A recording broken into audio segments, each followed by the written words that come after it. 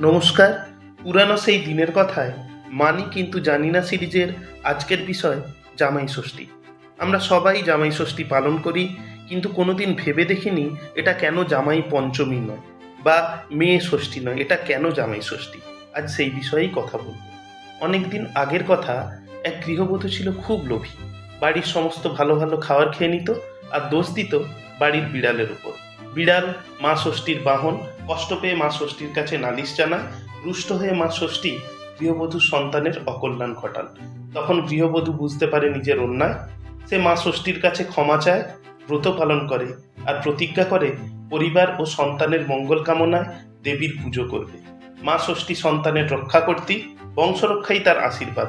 আর যেহেতু বংশরক্ষা আসে জামাইয়ের মাধ্যমে, তাই জামাইকেও বিশেষ সম্মান দিয়ে নিমন্ত্রণ করা হয়। আর এভাবেই শুরু হয় জামাই ষষ্ঠীর প্রথা। ষষ্ঠী দেবী হলেন সন্তান ও বংশরক্ষার দেবী। বিয়ের পর নতুন সংসার, তার ভবিষ্যৎ সন্তান, সবই মা ষষ্ঠীর আশীর্বাদের ওপর নির্ভরশীল বলে মনে করা হয়। তাই জ্যৈষ্ঠ মাসের শুক্ল তিথির 6 নম্বর দিনে, অর্থাৎ ষষ্ঠীর দিন, শ্বশুর শাশুড়ি জামাইকে নিমন্ত্রণ করে, আদর আপ্যায়ন করে। জামাই ষষ্ঠী মানে শুধু ভুরিভোজ নয়, এটি একটি প্রতীক, মেয়ের সুখ, সন্তানের মঙ্গল আর দুই পরিবারের সম্পর্ক মজবুত করার। ভিডিওটি ভালো লেগে থাকলে লাইক দেবেন, পেজটি সাবস্ক্রাইব করবেন। পুরনো